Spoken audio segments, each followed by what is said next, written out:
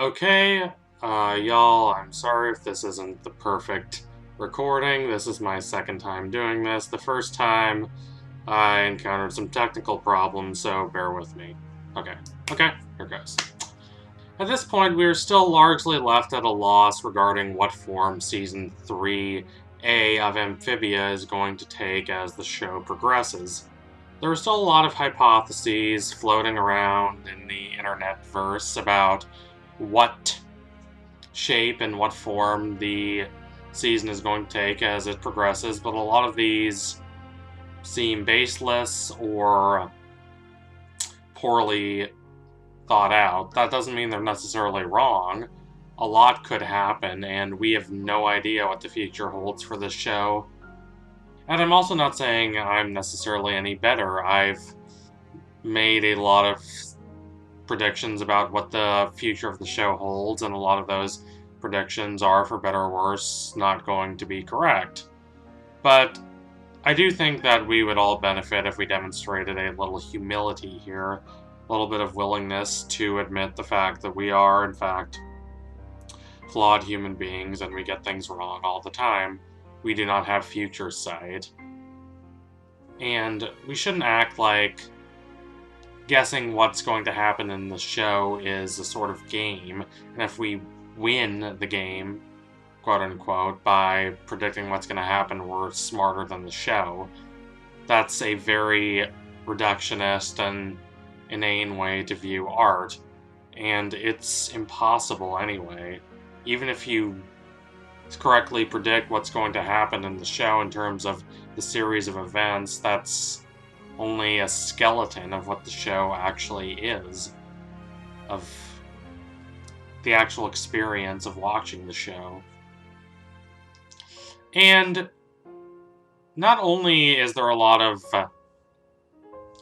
disquiet in the fandom regarding what form the half season is going to take, there is a lot of debate regarding whether it's even going to be good, or at least as good as Season 2B, which is the part of the show that brought a lot of us on board, myself included. I was first really interested in the show after Reunion in Season 1, but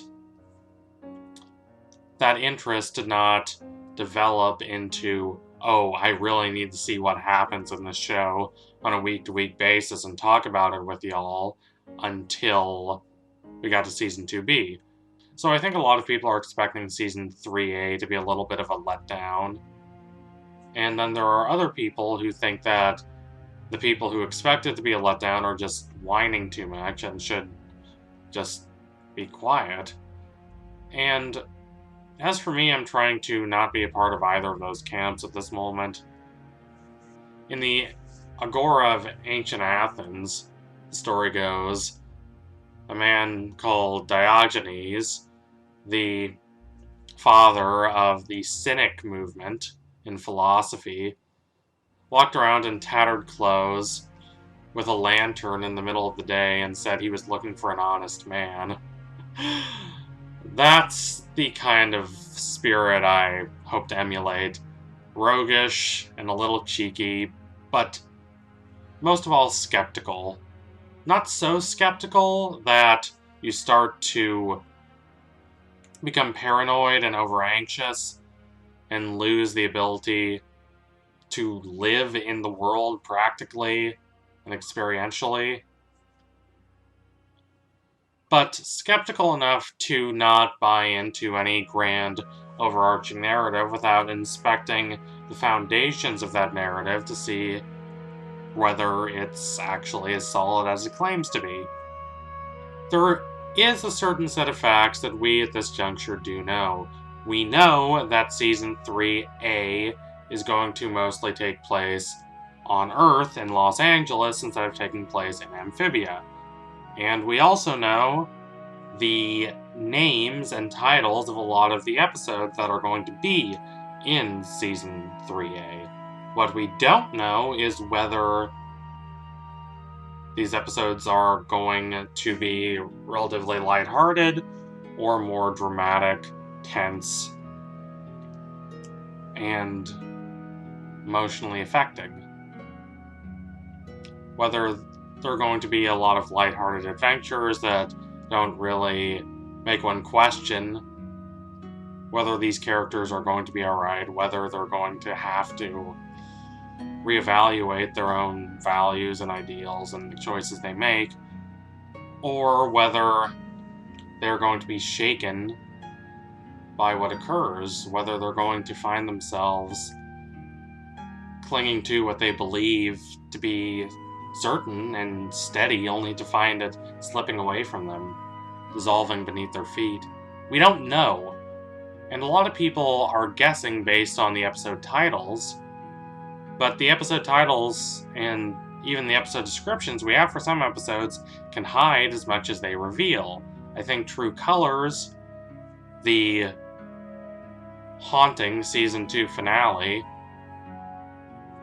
that really brought to clarity the divisions between our leading trio and how they've been growing apart and how their desires have changed without them really noticing how they've grown apart and them not really being willing to understand and evaluate why they've grown apart over the passage of time that has occurred since their journey to Amphibia, and even, I'd argue, before then. Because once you do, you have to think about the relationship existentially. You have to wonder what it's going to take to keep this relationship alive, whether it's actually even working in its current form, and whether you were right or wrong about the people you claim to be so close to. I love True Colors. And I think a lot of us were expecting it to be an important, crushing episode, but the title and even the description withholds a lot of information about what the episode contains. I'll just read you the description we got for that episode right now.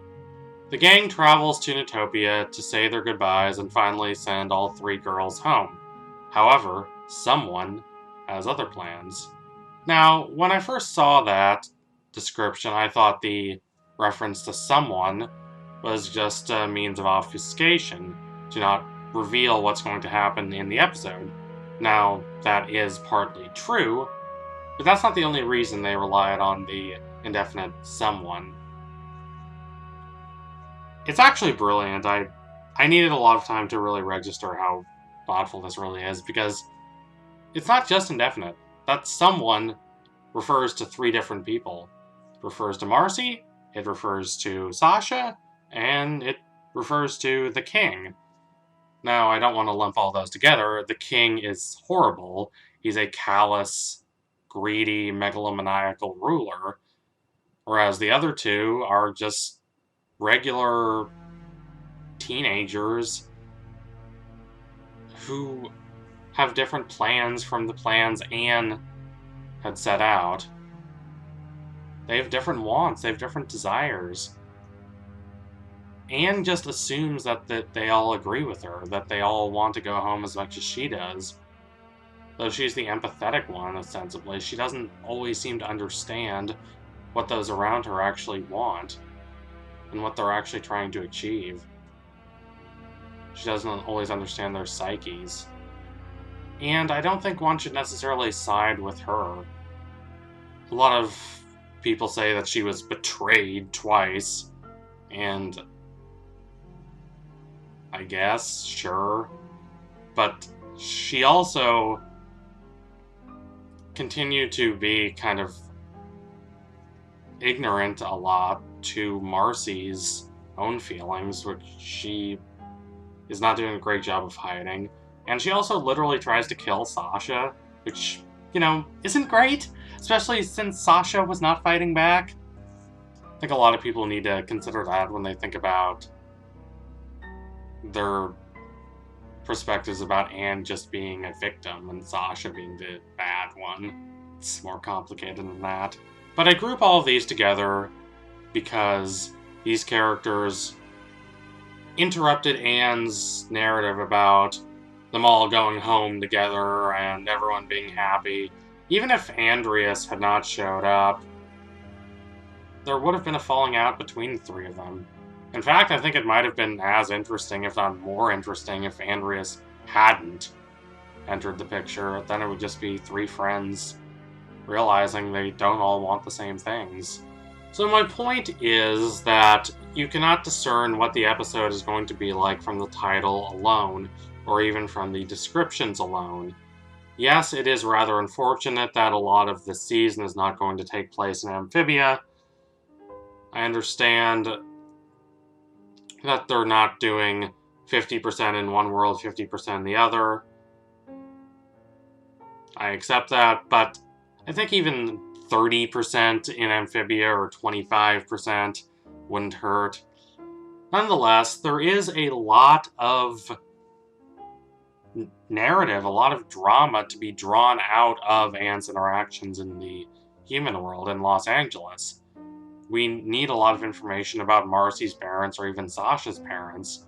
Their disappearances from this world have not really been dwelt upon yet.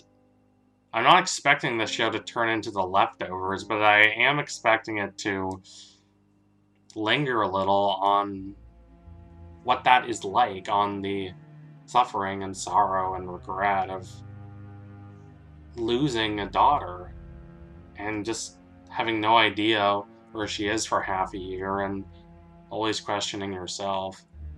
I want to see the different ways Marcy's parents and Sasha's parents respond to the disappearance of their daughters, as opposed to Anne's parents, who are kind of set up as the good parents, and not unreasonably so.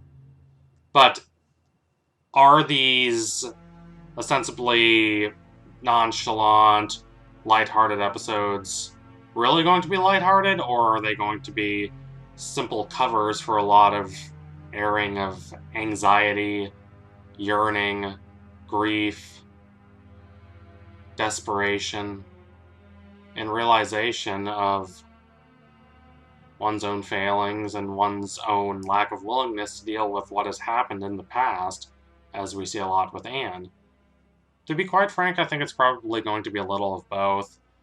I think there are going to be a lot of little lighthearted episodes. There have been these kinds of episodes throughout the history of the show. Pretty much all of Season 1 was these episodes. Although you could argue that Amphibia is a better place for these kinds of episodes than Los Angeles. And Season 2 also had quite a few of them, at least until we transition into Season 2B. So I think it's a bit naive and a bit presumptuous and a bit ignorant of the spirit of the show to just expect those to disappear altogether. However, after what happened in True Colors, after Marcy nearly dying, after Anne's plans for going home with her friends just completely disintegrating, and not only because of the evil guy, but because of the problems within that friend group, after all that, I don't think you can just go back to having a lot of relatively lighthearted episodes. And I do think there will be some darker ones. I'm imagining Season 3, Episode 5, the second section, the Anne-sterminator, might be one of these episodes. I have a hypothesis that the Anne-sterminator might be Marcy. Imagine that. Anne thinks it's just a robot sent by Andreas, just like all the other robots, to stop her, so she activates her powers and handily defeats the robot, only to realize at the end of the episode that it's Marcy, that she's hurt Marcy again. The same Marcy who would not have been dead had Anne not given Andreas the box in the first place, even though Sasha had very urgently warned her to not give Andreas the box. Now, I'm not saying it's Anne's fault that Marcy is dead. I am saying that it's very reasonable that she would feel a lot of guilt for Marcy being dead. Or almost dead, or she is trying desperately to not believe that Marcy is dead. And causing Marcy more pain on top of that would be even worse for Anne. So I think that could be structured very well. 11 minutes is a very short time for an episode, but I think you could trace a pretty consistent arc with the enemy appearing and defeating the enemy with her powers, and then realizing right at the end who this so-called enemy really is.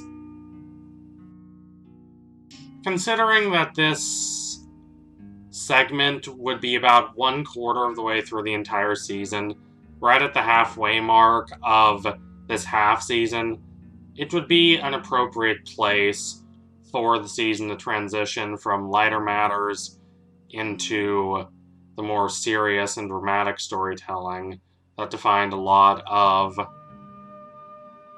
the second half of Season 2. That's not to say the show can't be silly, but I want to get more of that sense of doubt, that sense of anxiety, that sense of feeling what you thought was so certain and so clear suddenly become unstable. I want to see more of that in the aftermath of True Colors. I think it's the right move for the show, and I think having Marcy be the Anne-sterminator, or having her chase after Anne in any sort of sense, would fit that quite well. So anyway, thank you all for watching. If you liked what you saw today, don't forget to like, comment, and subscribe. Donate to my Patreon if you can and you want to see more videos like this. Keep watching Amphibia. I'm really fascinated to see what it does with the structure of Season 3. What do you want to see in the third season of the show? Do you want to see more dramatic and poignant storytelling, or are you fine with a lot of these more lighthearted episodes? Sound off in the comments. Anyway, tune in soon for my next analysis. It will be coming soon. Thank you all again. Adios, comrades.